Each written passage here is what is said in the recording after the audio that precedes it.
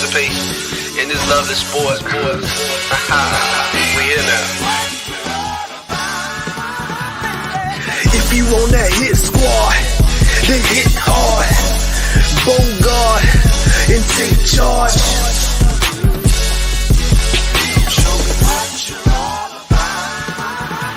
If you got accuracy to beat the QB, then let me see you throw it deep.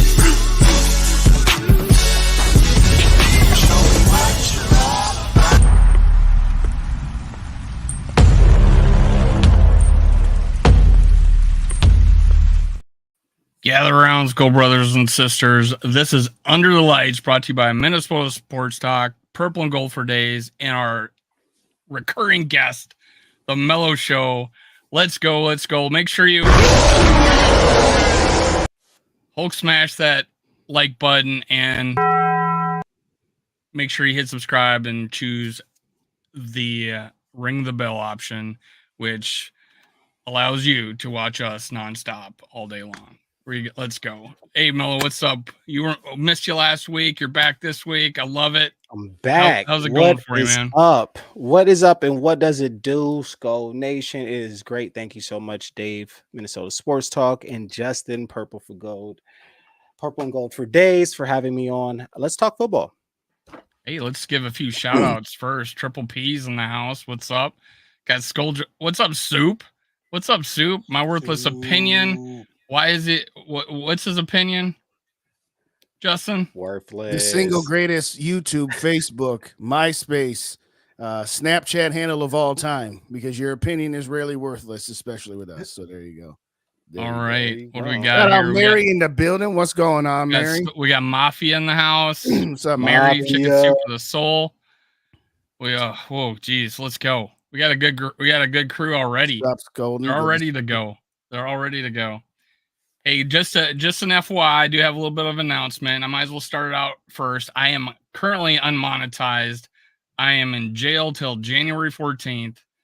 I'm going to spend a lot more time on managing my channel. I'm still going to do live shows. I'm not going to change, but just an FYI, if you're a member, I apologize. I'll still be doing the the draft board. I'm just going to make it a different way. I'm going to try to get you all involved, have access that way next year when I'm ready to go again. I have the memberships up and running. Let's go. I just want to start out with one thing. There was like this conspiracy theory that the Los Angeles Charger fan last night was like this fake hired by the NFL actress, but she got interviewed by the Pat McAfee show. I'm not going to show a full clip. It's a short snippet. I don't want to. I mean, I'm in jail right now, so I don't want to get copyright claimed. So let me add this. So if I don't want to win, I'm not going to go to a game and cheer for my team if I don't freaking love them and want them to win. So this is what they were questioning, her motivation of being so excited, because they talked about whether or not she had $1 million on the game or whatever. But this was her response. I'm not going to buy a ticket if I'm not going to. What the hell happened to the volume? I'm not going to go to a game and cheer for my team I'm not going to buy a ticket if I don't want to win. I'm not going to go to a game and cheer for my team if I don't freaking love them and want them to win. So I thought it'd be a good start. She actually talked about how you don't have doubt in your kids in the sports. What's that? That's me pointing at the commenter without trying to interrupt you, which apparently didn't work. Continue. Go on. That's all right.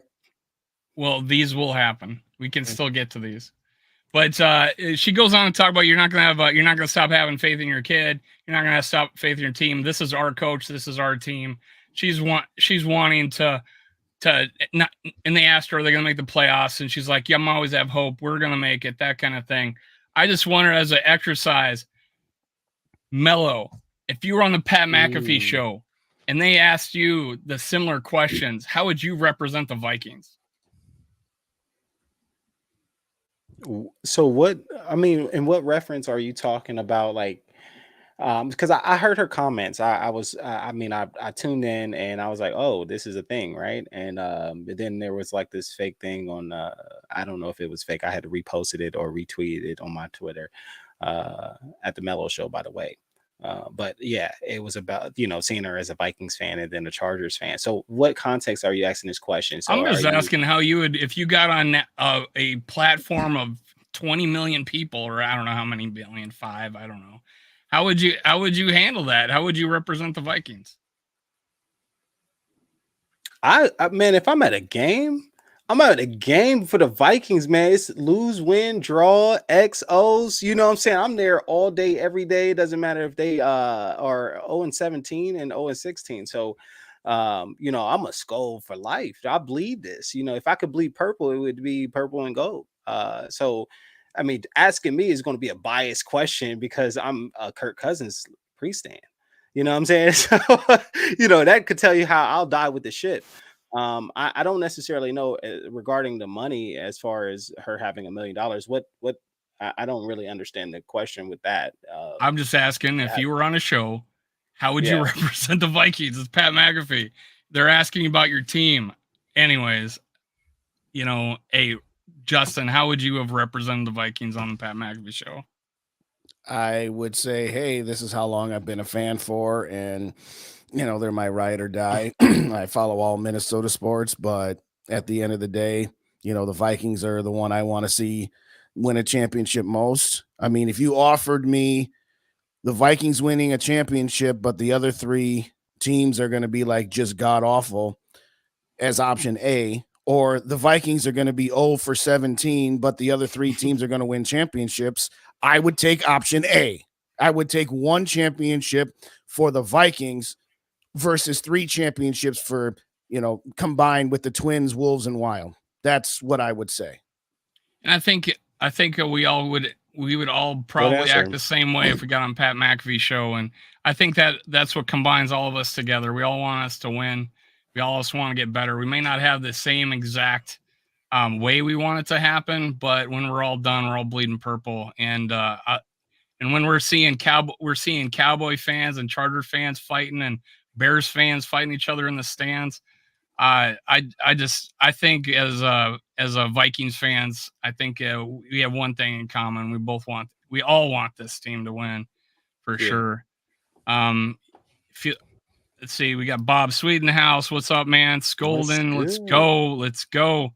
Oh gosh, we got a good group. Norsevius. Yeah, and by the way, that wasn't a trick question. Cool, I felt like people thought that was a trick question. Low key. All right. Low key trick question. Oh, low key. I love that girl's spirit. I love that girl's spirit. And we have someone in our fan club just like that. Every time we get a first down, and she goes, "That's a Vikings," and everybody cheers first down. They start singing the freaking fight song and touchdowns. There's always that person like that in the group. Yeah. But what's up, Two-Tone Tony? So let's start off with the Bears. Shout out Dr. House Call too, by the way.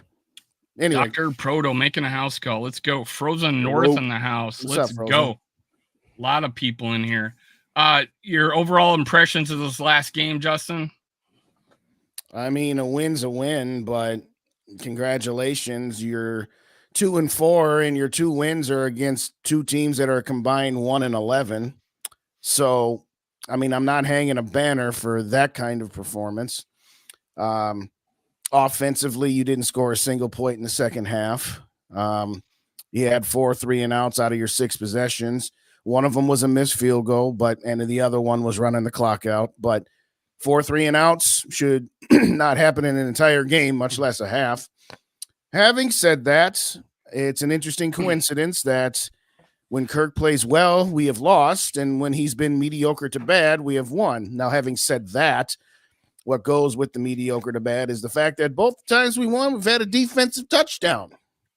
Make that what you will, but again, a win is a win, but it was ugly.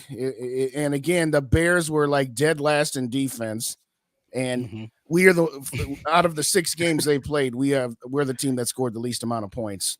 Are we top 5 in offensive efficiency or some crazy stat like that? Say that like again, boss. number 5. Are we like number 5, ranked number 5 in like offensive by PFF or something? I've seen some wild stat like that. I don't know if it's a PFF grade, but yeah, I've seen that. Purple Daily reports on it a lot. And it's like 15, like defensive, 22nd overall, or 22nd defensive, 15 overall, something in that nature. Is that right, Justin?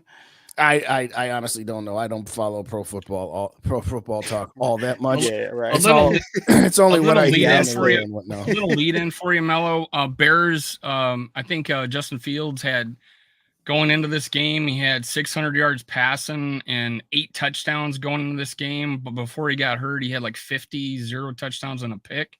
How do you feel like the defense did in this game? Justin just talked about the offense, but let's and the touchdown by the defense. But how do you feel like the defense stepped up? In the against Justin Fields, I wasn't even that mad when I was first seeing it. I was like, man, listen, I'm an Ohio State guy, so I live in Columbus, Ohio. I'm a Buckeye for life, so I notice Justin Fields often. I know his game like to another extent. I know his flaws from Ohio State. Like, dang, he's not a CJ Stroud. He's not going to sit in the pocket. He has crazy legs, right? So, but those crazy legs can get 150 on the ground with no problem, and he could still throw for 300. And I saw we contained him to 40-some yards before, 40 plus yards before his injury. I wasn't that mad at our defense containing him. I was more upset about the Baggett. I think his the backup second quarterback, and he was low key getting off, and I was like, whoa, we were supposed to like stop a few of these plays and kind of run up the score, make me feel better a little bit, about my football fantasy. So the defense did really great against the totality, I think, of Chicago Bears, but I also think there were some weaker points. I don't think that it should have been that close of a game, definitely since Justin Fields was injured. The time of possession, right? They had, with Baggett or whatever, the second string quarterback, the time of possession, he was eating the clock. He was actually a game manager, if anything, a really great game manager at that moment. So, Justin Fields being injured, I think even before I wasn't mad at it. Excuse me. Even before I wasn't mad at it. But to be completely honest, Jordan Longneck Hicks, man. He's the man. He's the man. One tutty, one interception, one fumble recovery. What's up, man? I had him with the game ball last night on my show. Before I talk about that, my impression going that second half is I thought, well, they coming out and Kevin O'Connell was reported saying that he challenged the offense to go down and score on that first drive, and then he runs 2 running plays in a row, and I'm like, well, we're running 2 yards of carry here. Let's open it up. And then the third pass is nobody's open and tries to hit it to the sideline, and then it's 3 and out. Then we have like a drive killing. We had a drive killing holding penalty during the game. We had the bullshit intentional grounding call. Now on that call, I actually went and looked back at that play. Guys coming at Kirk Cousins, but if in his normal, usually he waits, takes the hit, and delivers the ball. TJ Hawkinson was breaking open. Would have broke open if he throws it in timing wise to that play. And I'm sure they're going back and looking at, hey, we missed an opportunity there. Then the 4-yard line, we get the ball at the 4-yard line on one play. So those are 3 like drive killing deals that happened to us. And then in the first half, obviously the bad throw by Kurt to his running back, thinking he's going to try to intentionally ground it by throwing it backwards. But yeah, I mean, the first half, I wasn't too upset about our offense. We had the 2-minute drive, and I'm like, God, all we have to do is ingrain it in Kevin O'Connell's head that we're down by 14 at all times. And then he'll open it up like the 2-minute drill we had where we looked absolutely gaslight awesome. Yeah, we looked absolutely awesome. Shout out to Jordan Hicks, like you guys were saying. A lot of us wrote him off for dead, like get rid of him. He's not any good last year. I wasn't in that camp, but I was one of the people that said I'd rather have Kendricks than Hicks because I thought about the overall fit and the fact that he could stay on there for 3 downs. How old is Kendricks? 31, he's younger than Hicks, if I'm not by a year, I think. Oh, is he? Okay. But we went with the cheaper option, and it's working out. It's absolutely working out. Hicks is probably cornerstone of our defense right now, if you think about it. Well, Danielle Hunter might have something to say about that, but I get your point. You know, those two, we'll just say it like that. Shout out when you got a guy leading in tackles Hitman and Harry might plays have something to say about that, dude. No, we all love Harry, but what production has he given you that you would put him ahead of the production that Danielle Hunter, who's tied for the league in sacks? Not Danielle, maybe not Danielle. Okay. I'm not even going to go that far. I'm not going, but above Jordan Hicks, he's number 2. I'm not just saying from a name standpoint. I'm just saying from a production standpoint on the 2 wins that we did have. I essentially didn't see him really make a big impact in this last game against the Bears, but Carolina, right? And so Carolina's game was outstanding. He was that stud of the week, right? He was the MVP of the Minnesota Sports Talk in that Hitman Harry that week. I mean, 14 combined tackles, a forced fumble, etc. You know, so I mean, and then you got the Brian Flores defense that's going to utilize someone like Hitman Harry at the line and also in the back. So essentially, I could say number 2. You're absolutely correct with Danielle Hunter. I was mistaken about that because I was like, but then I'm seeing what Danielle's doing, and I'm like, this is a defensive player of the year type move. What's up, Nano? How you doing? A couple of things during the game. I think Skull Mafia makes this point. 2 yards to run 2 yards or 3 yards to Kirk. What's the difference? Well, we know that it's more than 3 yards because it was 5.5, but and over the course of the year, it's well over 7 per carry. But what do you think about KOC coming out after the game?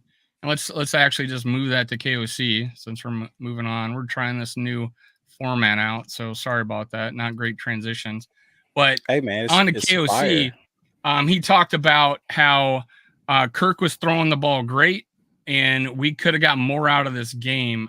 Do you think he was referring to now coming off of 7 drops? We had another 5 in this game. Justin?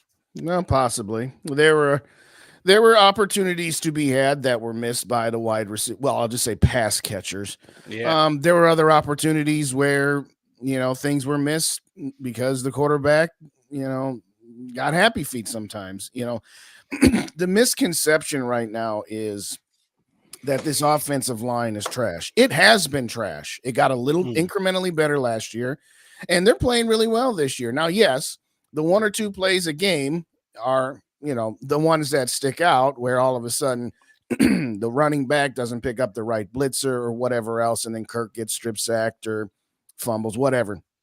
Now, again, there were a lot of plays where he had really good protection and he still took the check down when there were bigger plays to be had. So it's a combination of everything. Yeah, point that out. Which I pointed one out, TJ Hawkinson, and he threw he grounded the ball. What were the other ones? Well, I'm saying there was one, and I can't remember if it was in the first half or the second half, where he had a clean pocket around him, and he had Jordan Addison cutting open on a 15-yard square in, and it was in the first half. I believe so. And he took the 3-yard pass to Alexander Madison. Jeez, how did I freeze on that? I don't know. Anyway, I'm just saying that there because he's not Dalvin. Right. There's been some meat left on the bone from every which way. I'm going to say KOC. I'm going to say the quarterback. I'm going to say the pass catchers. There's been meat left on the board all over the place. Yeah, for sure. And then I think after it was like right out, it's like the way we are right after Kirk's screw up throwing it backwards. We survived that. 2 plays later, 20-yard square in, TJ Hawkinson in his arms. And just those things cannot happen. That's, I think, what KOC was also saying, because he actually talked about Kirk the week before being high with the ball. He wasn't high with the ball this week, and that was an improvement. We had Madison's got to catch the ball, even if it's 2 yards or whatever. We saw what Cam Akers could do on a dump-off pass. He broke it. He broke the tackle and ran with it. So what do you feel about what's going on with Madison being apparently the center point of our offense, Mello? What should be happening right now? We got 2 touches by freaking Cam Akers for 15 yards, but Madison's carrying the load all the way around. It's debaucherous. It's debaucherous, guys. The word of the day, it's debaucherous. It's blasphemy, man. Come on, man.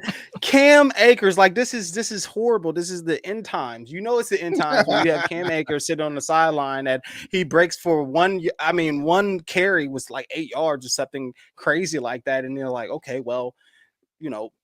I mean, any logical person is going to give him a second opportunity. I mean, this is Cam Akers we're talking about. Alexander Madison. Okay, yes, great. Thank you. I think I was tuned in. It might have been to Justin's show and also the GG Sports podcast.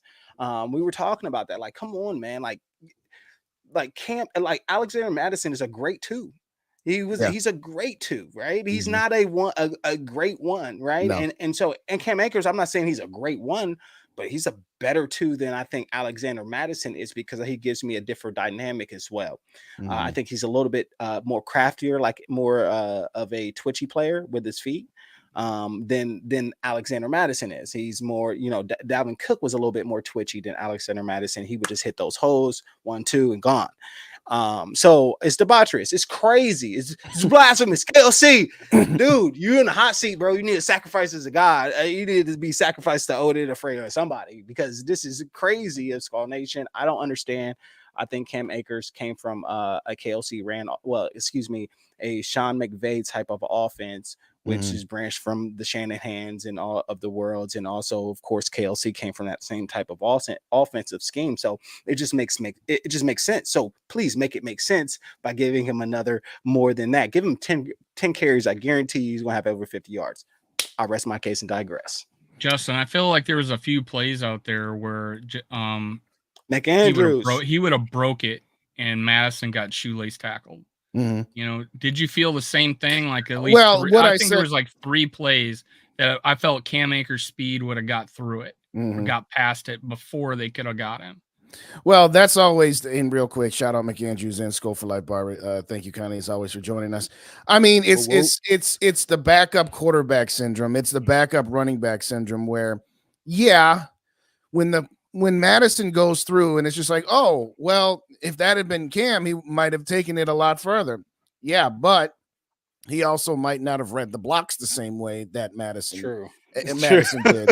Or if, maybe Cam Akers, because he is faster, doesn't let, the offensive line develop their blocks. I've always been leery to just say, oh, take us back to the Robert Smith, Leroy Horde days. I know that's before your time, Mello, but Dave and I will know. Yes. There'd be times where Leroy Horde would get to that line and be like, dang, why is it Robert Smith can't do that? Well, he can once in a while, but, the defense is also going to do different things when you're talking about a speed back versus a power back too. So I've never said, oh boy, if we had just run Robert Smith on that play, he would have been gone. It's not butterfly effect. Now, as far as I agree with you, I think Cam Akers at minimum should get 50% of the running back snaps as opposed to what is it right now? And then go with the hot hand, right? Yeah, exactly. I'd actually make him the starter. And as you said, Mello, and again, I love Alexander Madison and Dave. We've met his father and we've had his father on with us. It's like, okay. And I would feel bad if he was listening right now. Yeah. But again, we're saying split. We expected a split backfield anyways, and we didn't get one. And now it's like, hey, we want that just to see what we got with Cam Akers. Right. I mean, there was times Madison was hot, and honestly, shout out to him at the end of the game. He ended the game for us. Yes. Awesome. And I'll talk about a guy in a little bit, but let's throw it out there. Dalton Reisner. I saw every play he did, and he was awesome. He was absolutely awesome. And I'll go to I'll die on that hill. Reisner was an improvement over Cleveland, and there was just some amazing things that you do not see the rest of our linemen do that he does in pass blocking. And it was just a handful of plays. What's going on, Zach? Good to have you here. It's there. Okay, there he is. For everybody asking, there go Gary. Gary's in town. Gary? Blaster. People were asking about you, Gary, and I said, "Hey, I saw him last night." But yeah, there you go. What were we talking about? Oh yeah, Dalton Reisner. I mean, it's unfortunate that it had to be an injury that got him on the field. But he held out. Well, again, I'm going to preface this by saying we're talking about Chicago and their defense is trash. Okay, so I'm just saying we'll see what Dalton Reisner does against the 49ers, and then we'll have a little bit of better. Well, it's a little bit more to evaluate him on. Yeah, it's not like we got just a small sample size of him. He's played in the NFL. He hasn't been a backup. He's played. Like if you go watch, there's a highlight reel that's literally like 15 minutes long of him blocking because he has so many good plays. The thing that I pointed out when we got him, when I was banging the drum, and I was late. I was a little late because I'm like, hey, who is this guy? I don't know who he is. And then I start watching film and I start banging the drum. And the reason, two things about him: the independent hands showed up like crazy in his pass blocking. He blocks this guy to the right. He has his right hand on. That guy tries to chop it down. He puts his left hand on, and then the guy goes to his right again. He puts his right hand on, takes his left hand off. He did that perfectly, and he gets to the second level.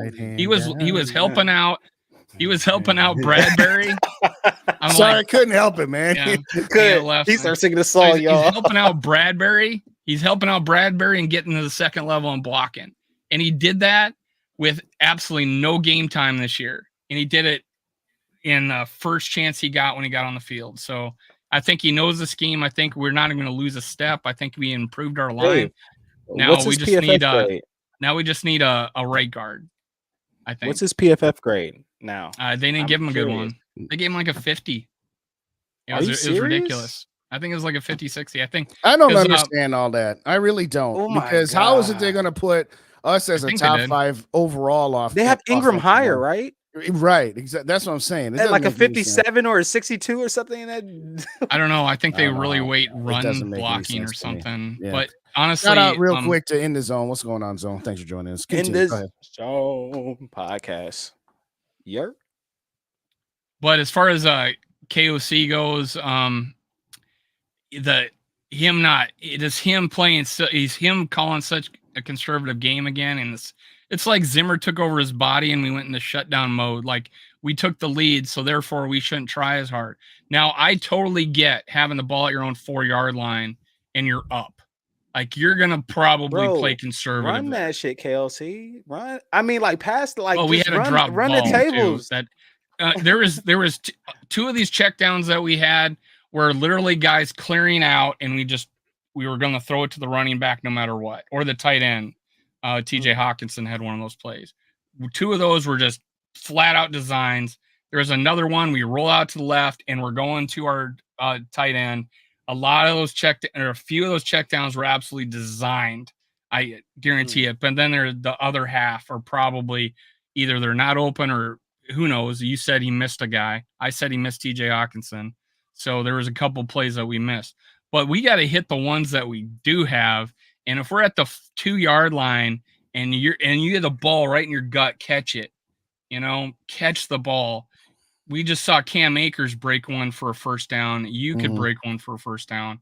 So, but yeah, the conservative nature of KOC. Any last thoughts on that before we move on to the next topic? No, I mean, for me, it's a conglomerate of everything. And that's what I've been saying since week 1. It's anybody who wants to put one single entity with all of the blame. No, it's not. It's KOC not having the guys prepared the way he did last year. I said that in week 1. It's like they looked unprepared. All of these turnovers, they come again. I know it's the players dropping the ball or dropping passes, but he said he was going to start benching people. He ain't benched TJ Hawkinson yet. You got Josh Oliver sitting there. Well, Josh Oliver.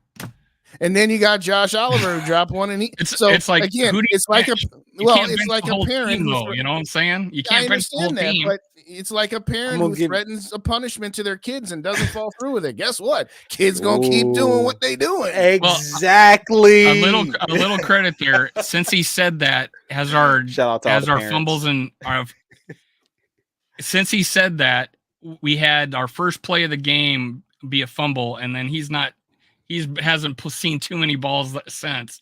And then we've actually only had 4 turnovers since, when we had 9 leading up to him saying that. So in this last game, we only had 1, and that was on a tip ball.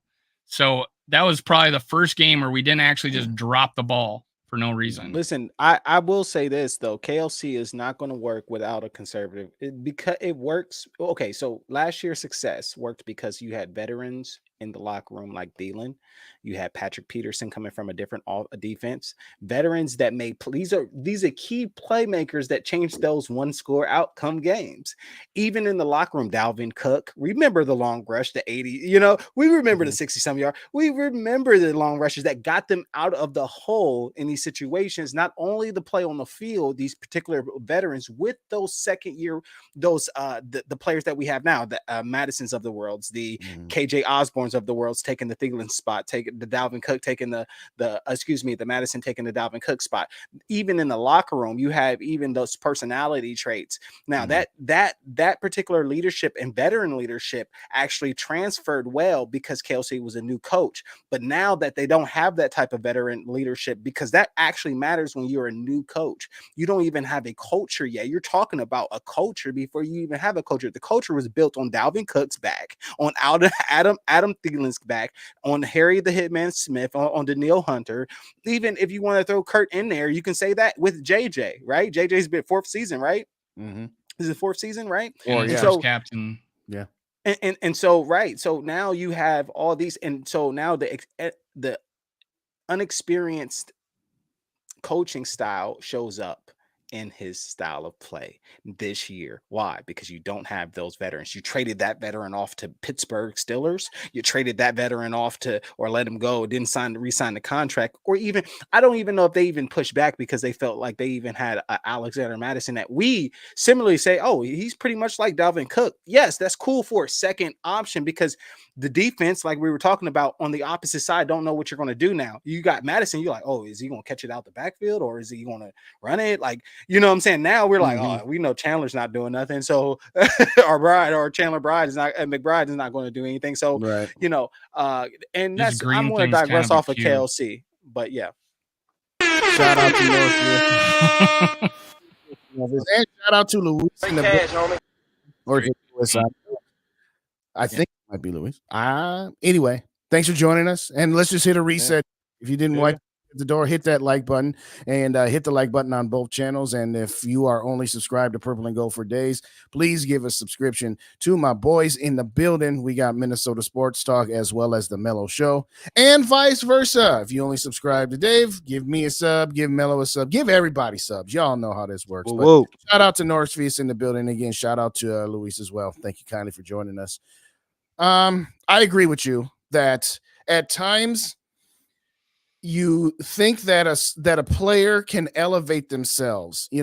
This guy was a great number 3 wide receiver. Can he raise his level to an average number 2? This guy was the backup running back. Can he be the starting running back? And sometimes it works where that person is able to elevate their talents, elevate their skills, and elevate their production to that next level. And sometimes it just doesn't. I've used the Minnesota Timberwolves in the Kevin Garnett days when Wally Szczerbiak was the second leading scorer. The Wolves just basically were always a one and done in the playoffs. When they got Latrell Sprewell and Sam Cassell. Wait, hold on, Justin. I want you to rephrase that. I want you to say that one more time because I don't really think the people actually heard what you said and exactly understand what your analogy was. Say that one more time. Give it to us. From the top? Okay. From the Wally Szczerbiak. When Wally Szczerbiak was the team's number 2, the Timberwolves never got past the first round of the playoffs. When they acquired Sam Cassell and Latrell Sprewell, that bumped Wally down to the number 4 scorer. And he was really good in that role because the defense was looking at Kevin Garnett, Sam Cassell, and Latrell Sprewell, and then they would find him and he's wide open. So that's what the analogy was as far as where's your role? Is your role as a 1, a 2, a 3, that sort of thing? I'm going to give a shout out to a guy that did step up, that did have to step up into a bigger role, and that was KJ Osborne. He caught everything thrown to him, and I don't know, I think the 2 third downs were to him. I don't know. But good Yeah, I'm with you, Mello. Oh, so he played bad? I'm hurt over 46 yards, 48 yards. I was bro, Madison had a better game to you. None of them did. I mean, Jordan Addison TJ Hawkinson. TJ had 50. That's 8 targets, six caught, and that was surprising because I was like, I was like 6. I'll take 6 out of 8. I'll take 6 out of 850, TJ. Again, caught everything thrown to him. Caught everything thrown to him, and Jordan Addison dropped his big opportunity. Okay, that was a touch overthrown, but whatever. I mean that go look at the play. If he said it himself, if he would have kept his stride, he would have ran underneath it. It's just, hey, I think he catches it the next time. He learns from that. But you see him trying to separate with his arm. If he keeps running, he probably runs right underneath it. But that's coming from him. So that's not coming from me. But hey, KJ Osborne stepped up and caught everything. I can't not give a shout out to a guy who said I'm going to be taking the X spot. I'm not shouting out KJ, bro. I need 150 from you. I saw what you did last year. You was a better receiver last year than you was this year. You a number 3, and you came to a number 3 all the way to pretty much a number 1 for Kurt, because Kurt is going to go off of what he feel comfortable with. He's still going to use Addison like he's going to use Addison no matter what. Like a possession down. You know what I'm saying? For the most part, Addison is a possession or a deep threat. Sorry, KJ, crap job for catching every pass that was thrown in. I mean, I need KJ to get separation, bro, and do what #Skull. We're still doing the contest to get a Justin Jefferson jersey. It's the Bears. #Skull. I had that up for a reason. Purple and Gold for Days, GG Sports Podcast, Minnesota Sports Talk. Be subscribed to those 3 channels. #Skull, giving 5 entries away. Make sure you're subscribed to all those channels. So not shouting anybody out anymore because that's not allowed. Defense, it wasn't allowed. We just I'll digress. All right,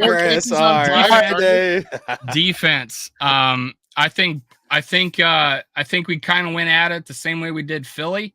Mm-hmm. We gave up the rushing yards. We were putting 2 linemen some of the times out there. We were giving up runs, but we were able to keep Fields predominantly in the pocket. There was a couple times where we kept him short of the first down, and there was a drive killer where we kept him short of the first down by 4 yards, and they had to punt. So how'd you feel about Brian Flores' game plan? I thought it was relatively well, and I said that in my preview show, which is do the same Philly plan, because number one, I felt the same way. Yeah, the Bears don't have Philly's offensive line. They don't have anywhere near the quarterback, and they don't have anywhere near the running back because we got to play their 4-string running back. So, yeah, that strategy was tailor-made. Now, again, I'm just going to keep it real. We have said it a couple times. They've beaten the Carolina Panthers and Bryce Young, and they've beaten the Chicago Bears and a little more than a half of Justin Fields, and then whoever their backup was. Nobody even knows what that guy. Not even that. I gotta know his name because he actually looked better than Justin Fields to me. But my point is that I think some people commented like that. I know. There was a couple of YouTubers that said the same thing, but that's the guy that got strip sacked and gave up a scoop and score. Mm-hmm. And so, I will say this though: people were saying, "Hey, do you think the Vikings win that game if Justin Fields doesn't get hurt?" I say, well, better chance than what they had. But the other better chance that the Bears would have had to win is if Justin Fields had gotten hurt in the first half, where then you going into halftime, making your halftime adjustments with your backup quarterback. That could have spelled trouble too. Because like I said, doom. The Vikings narrative would have happened again. We always lose to backup quarterbacks. And I'll say it again. Your offense put up a goose egg in the second half. Defense managed to hold on for dear life after scoring a touchdown. So, man, what do you blame it on Kirk Cousins? I'm gonna blame it on Kirk Cousins. I'm a pre-stand for Kirk. I don't care what I will say. It's 100 or something 80. Bro, this is your contract year, bro. You a veteran. Throw 300 not you run that offense. I heard him can at least 2 to 3 plays, and I'm sitting there like they were nice pass. I looked at the formation. They're in a like almost in a pro formation, ready to run a TJ Hawkinson either a post out or a screen or whatnot, and he's canning the play because the blitz comes. And I'm hearing him say can, and it's a Alexander run. It just in nowhere for nowhere. Alexander nowhere right into the blitz, bro. Like I'm sitting there like call the audible, the Omaha, send the slant. You know what breaks the blitz, bro. You know what I'm saying? Hot Definitely routes, if it's yeah. met. All right. But go ahead. I'll digress. I'm sorry. It's Kirk Cousins. I don't normally blame Kirk, but today we almost lost because Kirk almost lost to the backup quarterback. He outplayed. You're playing the defense, so you almost lost to the Bears defense. That's the way I which is garbage. But okay, so we do know that Baggett kept the defense fresh on the sideline. Guess why? Because he was being a game manager, and I was sitting there like, whoa. I think they had one drive, right? No, he had more than one drive. No, he had. He had one drive that did something. That was the touchdown, right? I'm just talking about the time. I'm talking about time, trestle ball. But go ahead. I'll digress off of that. But yeah. Well, all I was going to say was I appreciate you because, again, we talked about Kevin O'Connell earlier about his play calling and, what he's doing with the runs. As you said, if you've got your quarterback who is canning the plays into runs that were called passes, we don't know how many times that happens. And that's what I'm wondering. Do we know that? No. That we changed the play? When I was watching it live, I was thinking he's bringing guys in blocking. Like he was changing the blocking. You can hear him say, if you're listening to a play, hopefully you don't have anything else going on. I was just sitting here on my desk and I'm listening to the on the field play, obviously on the field, the player chatter, and I'm hearing him can a play. There was multiple times, not saying there's a lot. I'm not even saying it was bad. I want him to can those plays. I want him to get freedom. I'm okay with him canning that play if it didn't result in an interception. So I can't just say, him canning the play was bad, because if that play would have been an interception instead of just a 1 yard gain, then guess what? We would have been blaming Kurt and he would have had multiple interceptions. So I think I'm not going to begin to. I think it's fair to also say that I have no idea what the play was called or what he went to. Yeah. But I did notice that something I had said a lot about him was I don't think he makes the line adjustments, but it's been announcers have been talking about how he has been making line adjustments. And I think the Bears overall has been the game where I saw him do that. Like he brought a receiver in or he changed the, line protection. So honestly, that was a step forward for me. I get it. He had 135 passing in the first half. He had 30 in the second half. There's definitely one half to the next. Something needed to happen. And I don't think we come out challenging the team to score and then let's run the ball twice. But how many times are we 3rd and 7, 3rd and 12, 3rd and 10? It's like, come on. And that's all year long. I know we have a low 3rd down percentage, but how many times are we 3rd and long? We have a great 4th down percentage. I bet we have the best in the league right now. Why do you think that? 2? So let me ask you guys. Let me ask you both that. But Dave, quick. Go first. Why do you think that we have a low 3rd down percentage and a high 4th down percentage? What do you think is the difference there? Do you think it's philosophical, like in the minds, people getting psyched out, or do you think it's maybe a scheme or coaching's decision or player? Dave first, and then obviously Justin. I think it's that simple. I think it's a lot of 3rd and longs. Yeah, we just mess ourselves up in a 1st and 2nd down pretty much, and we have a 3rd and long situation. And sometimes it's our own. There was a drive where we started out with a throw, and then we automatically run it on 2nd down. I've started to see that trend, like I did with Zimmer, when if we threw it on 1st down, no matter what, we ran it on 2nd. No matter what the result of that play was, we ran on 2nd.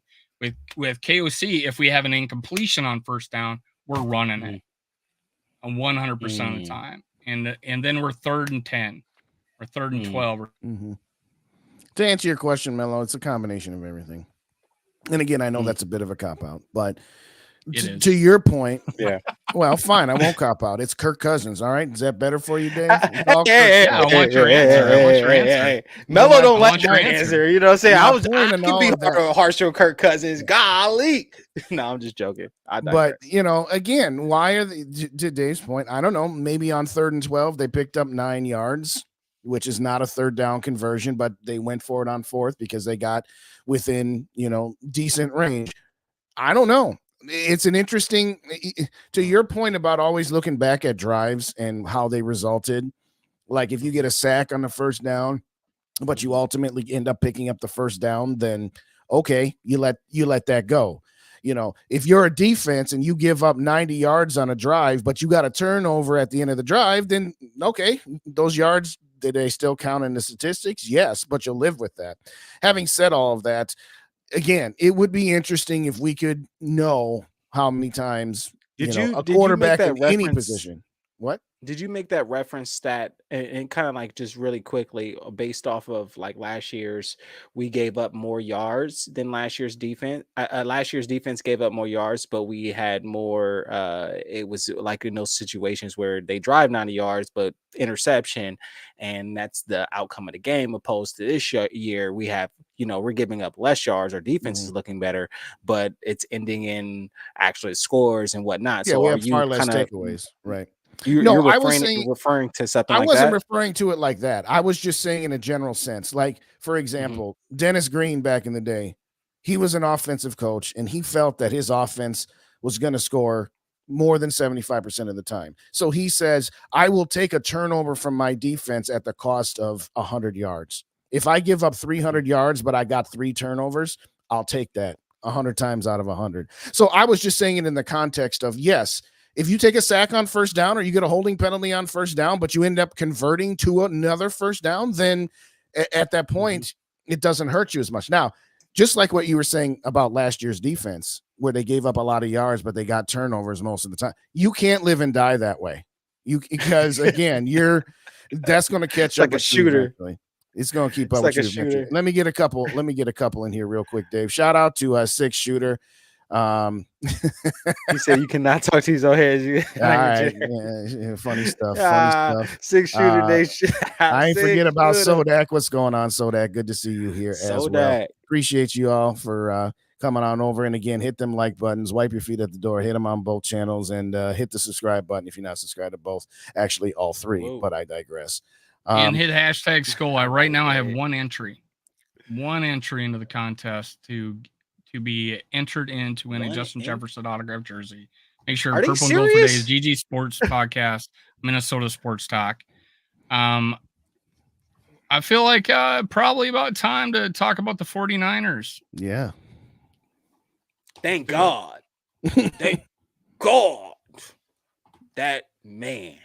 So they're coming off a day where they got their best receiver not finished the game, their best running back not finished in the game, their quarterback throwing for 112 yards on 12 completions. Do you feel like, I put it this way, but I want to hear you guys first. Do you feel that gives us more confidence playing them, or would we have, or compared to if they won that game by 2 touchdowns? The fact that they lost coming to us, and I always felt that way about any opponent. When I look at our next opponent and I'm watching their game or I'm watching the score, I hope they win, because then they might be, oh yeah, we got to win again, and we got the 2-4 Vikings who've only beaten 2 teams that are 1-11. We got this. Oh crap, our field goal kicker missed at the end of the game. Now we pissed off. But I felt that way regardless of. I felt that way for years. But as far as this specific matchup, yeah, it's going to be tough sledding. It's going to be pack a lunch. They still got their offensive and defensive lines, which means they match up with us pretty. They're both bad matchups. Either way. Yeah, you can talk about Run DMC not being there. How many times has San Francisco gone to the NFC Championship game or the Super Bowl rotating running backs? Obviously, Run DMC is the best one they've had over the last 5 years, but the year they went to the Super Bowl and almost beat Kansas City, they were just rotating guys. So Run DMC doesn't hurt them as much as Debo does, I don't think. But at the end of the day, I think it's going to be tough sledding. Shout out, Polishman. Good to see you. It's a trap. Yes, sir. Ooh, yes, sir. Anyway, what do you Mello, go ahead. Man, to be completely honest, I I'm hurt over the fact that San Francisco lost to the Browns at that, right? Mm-hmm. So they already feel like, man, we blew out Dallas and we're the best in the league, period. Now we have a blemish and it's against the Browns. And you think the 2-4 Vikings are really about to. So now we can catch them slipping because you got Run DMC out. I call him the white baby Jesus of the NFL because he's that holy of a runner. And being serious, bro. You know how they called Michael Jordan the Black Jesus or something like that, dude. I watched Christian McCaffrey. I was like, yo, that's white baby Jesus 2.0. I'm telling you, man. But I'll digress off of that. But I honestly, I think that we have our best chance if we had JJ on the field, and since we do not. Right. And that is a fantasy. And they still have a decent second string runner. And they still have a really great, that would be a first choice wide receiver as Brandon Ayuk on the field. Brock Purdy he's felt his first loss, I think, in his whole NFL starting career against the Browns, because of course he won out. And I think, he won out regular season loss, that is. And so I think that we're going to have a tough one.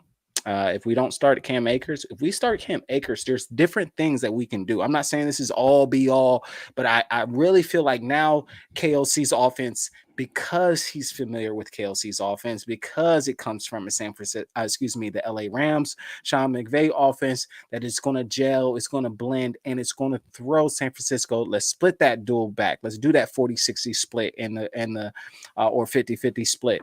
Like Justin said, I mean, in our defense, I believe, Marcus Davenport has failed the freaking city again. He has failed the freaking city again. We were talking about his contract not too long ago, Justin, and he has failed because he came back and he shut me up. I was like, oh, snap. Marcus Davenport, yes, that's the guy. I was like, right. And then, he got hurt. I said, oh, man, we signed him, bro. If we stop signing these hurt players, we give Kurt his money, and then we can go ahead and play ball like usual. But I'll digress, Dave. I'll let you go ahead and continue. Yeah, don't talk out Day-Day in the building. What's going on, Day-Day? Good to see you. Thanks for coming. Keep on hiring these bums for 13 million, 15 million, bro. That can't even start whole season. And we over here arguing about Kurt winning probably 35. You know what I'm saying, bro? Give that man his money and stop hiring these bums to get some young bucks that got some that's gonna stay on the field, that want to stay on the field. What was really interesting is he hurt the other ankle, not the same one. And I'm looking at what did he hurt? I was like, when I was watching the replay and the play, I was like, did he get kicked? I just couldn't find out how. I could not see how he got hurt. And I'm not going to dwell on someone getting injured, but obviously he got hurt. He couldn't put weight on it. He couldn't put weight on it, but it's one of those things that you cannot rely on him now. So you just got to think he's not going to be available the rest of the year. A couple of shout outs, and I know we're done talking about the defense, but going in this 49er game, I hope we do a lot of the same thing where we played guys. I know how people feel about Boo Jr. He gave up basically one reception. It was a first down, but for like 7 yards. But he made an awesome tackle, and there's no other blemish in the game for him. And I think because of that, Evans played out of his mind. I felt like Evans had his best, maybe not out of his mind, but he had his best game. I felt. I don't know. What do you guys think about Evans? I mean, I've always liked Caleb Evans. I think he's a good number 3 cornerback, though. Obviously you got Byron Murphy is the one, and he's ranked 99 out of 110 or something like that on PFF. Right. Which is funny, but it just kind of is. Chargers game. It probably all weighted on the Chargers game. Yeah, you probably got a -20 for that one. Real quick to go back to Davenport, he did get that's very, very true. He did get leg whipped, so it was a freak thing. But to your leg whipped by his own dude. That's why I said I thought he got kicked, but I couldn't tell. Yeah. Maybe it's the angle. If I had a better angle, I might know how big a y'all used to see hard-nosed football back in the good Viking glory days, and now my generation has messed it all up because them boys is about my age, 30, 32, 27, and I know Viking fans be like, dude, the older generation, like, bro, we used to have smash mouth football, and y'all out here getting leg whipped and then being paid $13 million to go. Or in the NBA, they take scheduled days off for load management. Okay, whatever. Load management. Hey, But the NFL be load management. But a couple other things. I mean, Asamoah and Pace had one tackle combined. Pace did have a splash play. I agree that not to call pass interference because he did get a handout. He hit the ball way. It wasn't in his body. You know, they call it pass interference, but basically our dude doing this. But Booth has what any word on why Blackman didn't play? He had one snap the whole game, and Booth played 11 snaps or 21 snaps or 22, I think. Why is that? I don't know. Did you guys hear anything? No, I like Blackman. Right. I expected him to start this year. Yeah, me too. Yeah.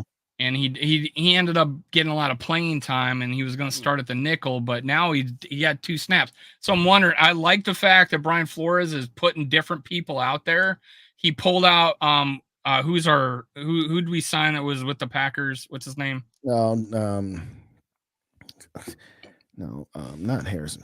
Dean Lowry. So they put him back down to like 20 snaps. They mixed in Bowler, they mixed in Tonga. Tonga got 30 snaps. I love the fact that this is the shit we should have did last year and put guys in there, rotate them, because there's nobody better than anybody else, and you might as well put the fresh guy in there. And I felt like we did that this last game. I felt like it worked. I hope he continues it against the 49ers. Fair point. And no matter what, it is Purdy, still young. He showed what he could have a speed bump in a game. That shows us a lot that maybe this is something we could, if we can get after him. I think he's not the running quarterback. Hopefully it's someone we could get after and confuse. And I think Brian Flores has been awesome at that the last 3 games. With no Christian McCaffrey, we better bring Hitman up. We bring Hitman on up on the line, bro.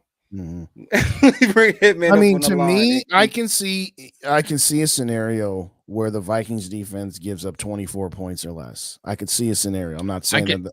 I was calling a lower scoring game this game, but I'm still trying to figure out how we're going to score a lot of points. I mean, we scored 12 points against the lowly Chicago Bears. Man, we scored 21 My stomach points. hurt, bro. Why you saying offensive points against the Carolina Panthers? I mean, let's just call it for what it is. They've had opportunities to, look at what the Lions did. They mollywopped the Carolina Panthers. You know what I'm saying? I mean, here, real quick, here's the Bears and how many points they gave up.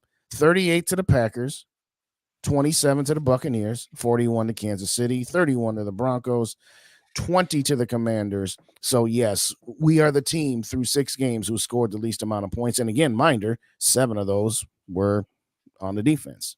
I'm just saying, I'm trying to wrap my brain around how we're going to score. Damn it, Greg Joseph, we could have had 23. And we would have been over 21 yards.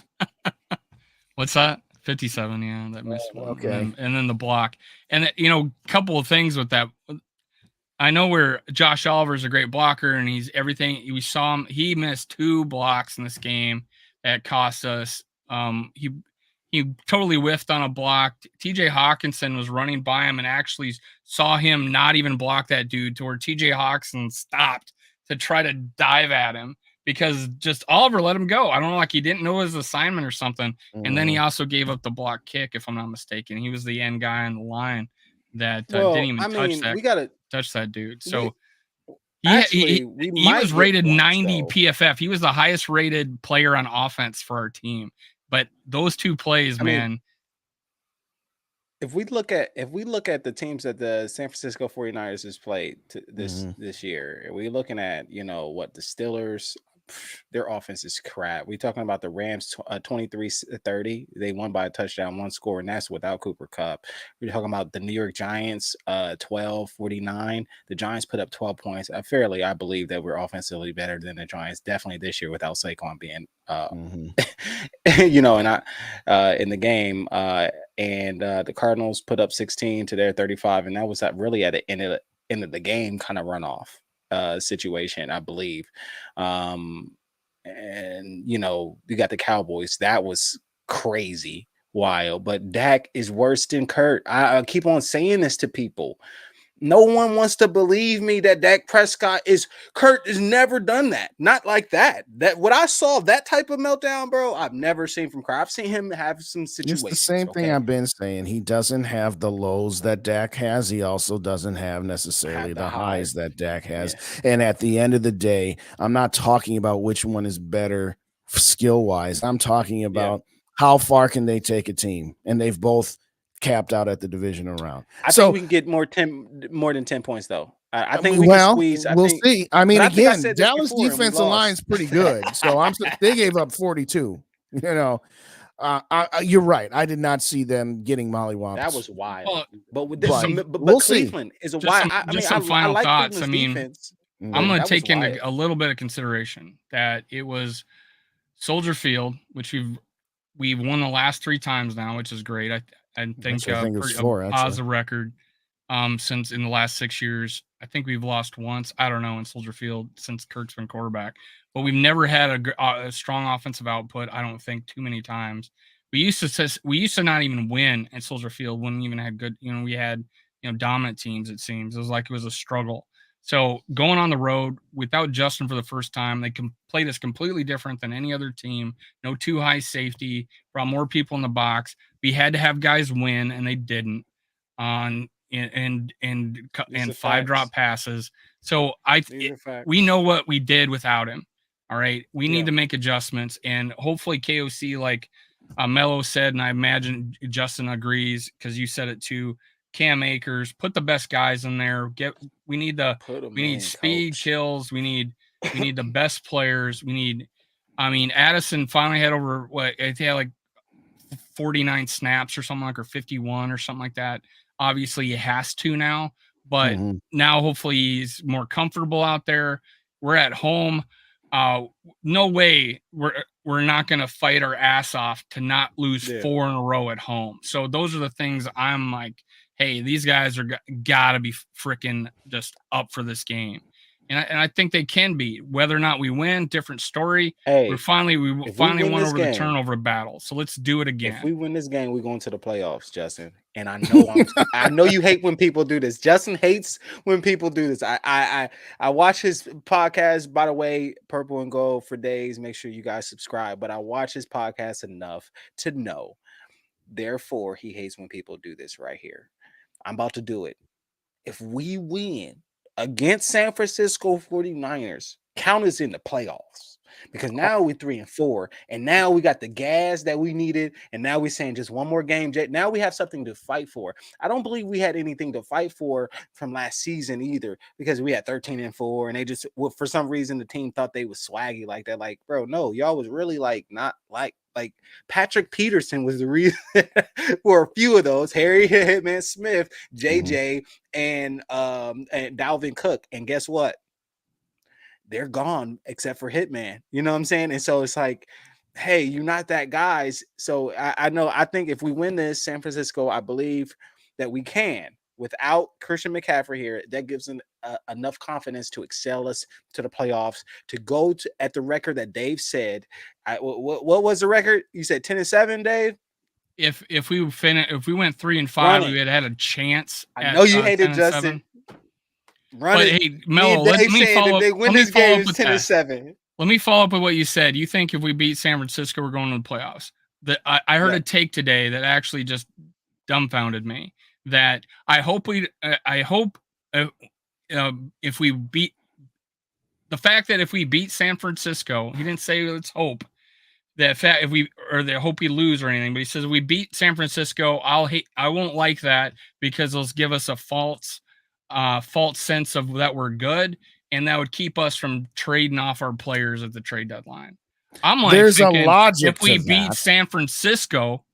I think that brings us completely back into the playoff picture because you're beating what was thought of as the best team in the NFL. And we almost beat. We was one score from Philly. So and we're down our Kansas best player. City, we one score. What are we talking about? We one score from the champs, the Super Bowl contenders, and also the 4 turnovers against Philly, Kansas City. I think we got screwed out of that game. Fran. We back now in the this game. is now where you're getting to the part where I hate. First off, drop shot. I've been trying to get you. Drop shot, Jake in the building. What's going on? Having said all that, what I'm saying is this. I say all that to say this. I like that. I like that. There is a logic to what that person was saying, which is, hey, don't get lulled into a false sense of security. Now, that is different. That makes sense if it was Chicago last week, and let's say we had blown their ass out the way we should have. Okay, we blew out Chicago, but let's not get too high on ourselves because it's Chicago. Now, at the end of the day, against San Francisco, some will say, hey, they didn't have these players. Well, we don't have JJ either, so it kind of works itself out that way. That being said, I've been waiting on this for a minute because we've had some good conversations here. Can we put aside this bullshit that JJ is only getting his records because of Kirk Cousins, considering what Kirk Cousins did without JJ against how many yards did he have against Kansas City? Who? Or again, yeah, how many yards did he have against Kansas City before he got hurt? Hold on, where's this? Okay, go ahead, answer the question. No, the point is that 28 there yards. is a contingent out there that says, if Justin Jefferson hadn't had Kirk Cousins for these 3 years, he wouldn't be putting up all of these records. That straw argument. Yeah, I think he'd put up. He would be better. He would have more yards than he would have over Joe Schmo over here. Yes, that is that. If you're saying that contingent, yeah, there's a lot of us that think that Kirk Cousins helped him to his records over the two backups we have, or over the bridge quarterback that people wanted, or you can say both sides of that. But there was a second part to that take, Justin, the fact that will keep us from selling off our players, trading off our players. Right? Yeah. Well, fine. I'll just say it like this: if they get mollywopped by San Francisco, you should trade off your pending free agents. Not even wait till the next game. I'm saying start the process there, but at 2-5, I low-key want Penix. I want Penix in the draft. I'm not gonna lie.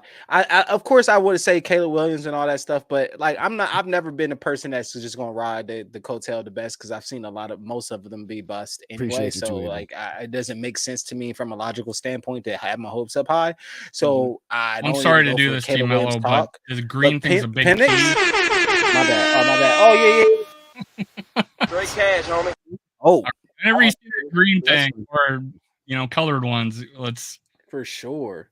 Let's give them a shot. Why is it that? Go ahead, Mello. Sorry, man. Led the team to be. You want Penix? Yeah, I want Penix, man. If we had to go down that road, just because I don't think he has the I don't need Minnesota doesn't need that hype with it, because with KOC, the Caleb, the hype, it's going to be so much disappointment. People going to start making moves without having to try. You know what I'm saying? Because Caleb Williams is there. I don't even when I look at Caleb Williams' play, I think he's a great talent, but I mean, when I see number one draft pick, any quarterbacks behind the marketing, all of them look great. Baker Mayfield looked great in college, bro. I would have been like, yeah, let's draft Baker Mayfield. You know what I'm saying? Now I'm sitting there like, no. I'd rather have Kurt. So at the end of the day, I think Penix is going to be because his dad played in the NFL.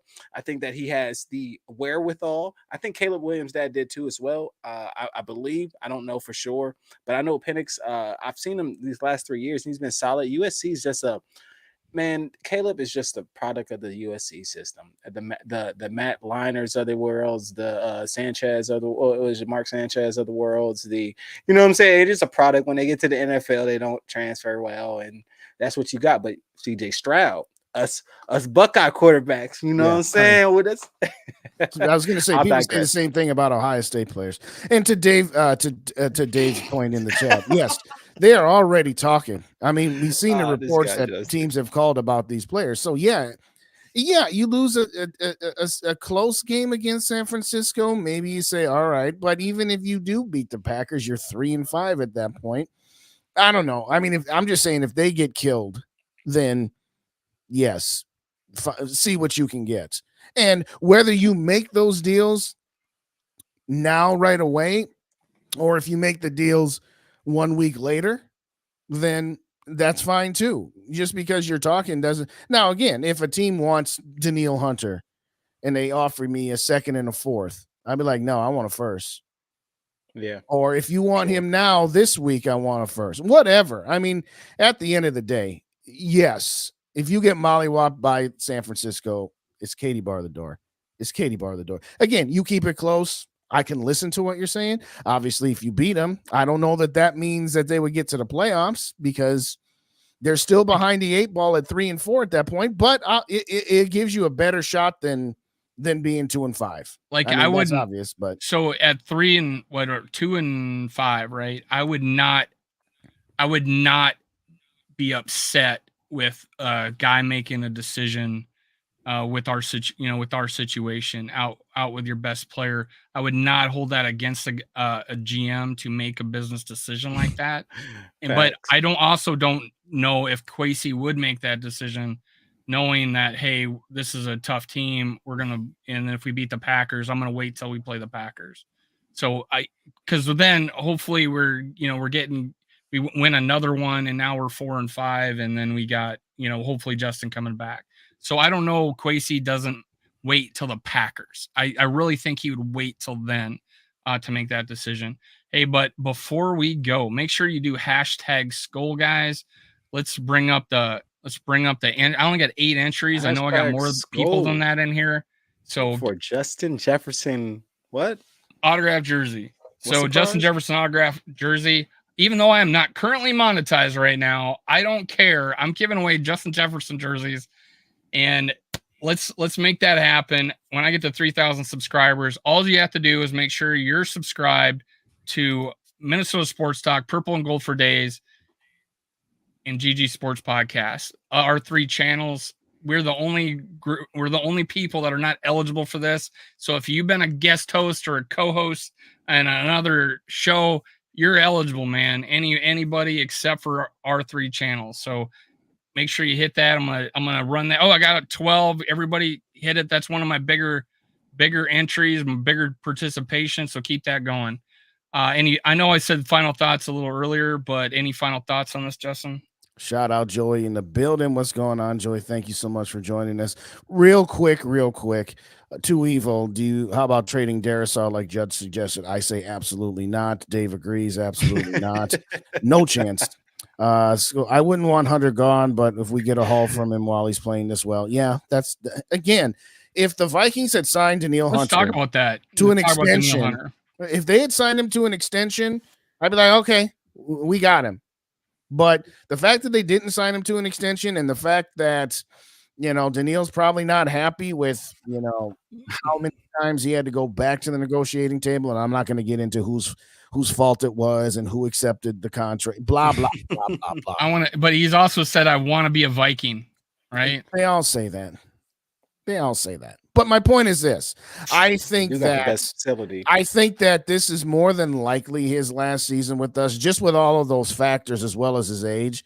That yes, if you can get something like a second or a first, you gotta take that deal. I don't care what your record. You could be 4 and 4. You could beat both San Francisco and Green Bay. If you're offered a first-round pick for Danielle Hunter, you take it. You better take it. You better take that shit. Anyway, you better take that. So you're taking, bro. There's a couple. Let's qualify that too. We're basically trading them to a contending team. You're talking about a low first-round pick. You're probably going to want a little more than that, I think. Oh, either way, the first is what the starting point is. If it's a first and a fourth, first and a third, whatever. Or now you also got to think, is a $20 million a year Danielle Hunter as good as the guy we're going to get? We're getting him as a disc. We're getting a guy at a lower price, but 20 mil. He's not taking 20 mil next year. I'm just saying that's what he is right now. I'm just saying he want more than 20. He want more than 20 next year after this season. He's going to want more than 20, especially the way he's playing right now. Absolutely. I mean, no, I'm not saying he's not crazy like that. He might play out of an extension from us. So yeah, trading him might be an option that might be smart, right? Depending on how you feel about playoffs or not playoffs. And we'll find out soon enough over these next 2 games or what we think of trades or going to the playoffs. Well, I mean, I think that not because his play is not up there. I think his play is actually more than above average than that threshold of the standard market price. But I believe that he's not marketed just like the Bosa's or the TJ Watts. And so the reason, because he's not marketed like that, that's the reason why I don't believe that his value, injury history and age worth also adds into that. Right. I mean, and then of course that. So it would be who. I mean, in my life, I'm not saying this from a please give me right, correct. Please don't get me misconstrued. I'm not saying this from a Kurt stand. It would behoove me to choose his contract over if you just need two, not for Kurt to do anything, but to train your next second round. I don't care whatever quarterback that you get, you know what I'm saying, for maybe a trade to Danielle Hunter, because guess what? You're going to at least be able to train that guy like a Zach Wilson or whatever. I'm not saying that's a good analogy or a good, a Brett Favre to an Aaron Rodgers in a sense, and you're able to do that in that 2-year time frame, maybe signing an extension, letting go some of that money that you would have had to sign Danielle Hunter, getting a first round draft from it, putting some wherever you do with the first round draft, being able to set up that quarterback to be able to set up JJ and KJ and Ja right. Because if you just throw new talent there, you signed Danielle Hunter again, the cap is crazy. You pretty much just did the same thing with Kurt. You know what I'm saying? And he injury prone because he's on defense and he's hitting those guys crazy. So I mean, it doesn't make like it's a great financial a responsible decision from upper management to make that type of contract or that type of commitment to a player that I'm not talking about stats. I'm just saying the longevity and also what you're training the next position for, because what they're trying to do, Kwesi already said this, he's not trying to fully rebuild anything. He's the new age is to, we hate this, just be real, you know what I'm saying? But he's trying to still stay relevant and consistent, as well as rebuild the team. And he's trying that mode. And if you're going to go that route, that's the route to do. Trade this guy off for a first round, even if it's a low first round, cut that money, give Kurt a decent amount, not like 40 million for a 2-year extension, to be able to retrain and get that quarterback in the first round for that Danielle Hunter at a lower first round, which is going to be Penix. It's not going to be Caleb Williams. We come out great then, put Penix behind Kirk Cousins for 2 years. This is what to do. This is what not to do. KOC now has bro. It just makes sense. Why would you sign Danielle Hunter? I digress. I got ranted. My bad. I'll be on rant. Here's the other flaw in your logic. He's not taking 20 mil over 2 years. This is his last contract. He's not taking 2 years, 40 million. He's definitely not. He's not. So I don't know why he went down that road. I know, man. I'm like Mello. I got to go back and look at the transcripts on that one. What you just laid out, that whole thing. Yeah. I might have to go look at the transcript. But you brought it home. You brought it home. That's the important thing. But hey, I got 14 entries. #skull. Last chance. We have 30 seconds, ladies and gentlemen. 10 seconds. 10, 9, 8, 7, 6, 5, 4, 3, 2, 1. Let's go. Absolutely nothing, but that's all right. That's all right. Let's go. Drop shot, Jay. What's up? 5 entries into the Justin Jefferson autograph jersey. You don't need to be present to win. You're a winner. I'll add the 5 entries into the Vikings hat. Let's go.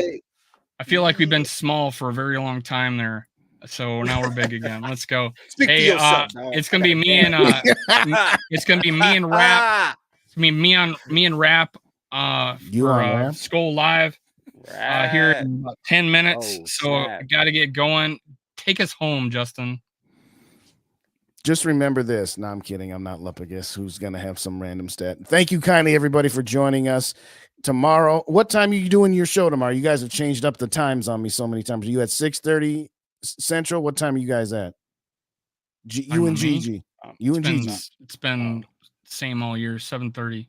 7:30 Eastern, 6:30 Central, simulcast on GG Sports Podcast, as well as Minnesota Sports Talk. My next show will be Thursday around 8:15, around halftime of the Thursday night football game. That'll be Skull for Days Thursday Talkers. So come on out and join us here again. Saturdays over on Vikings First and Skull, we have Two Old Bloggers. Tomorrow also at 6 o'clock, we've got the Real Forno Show.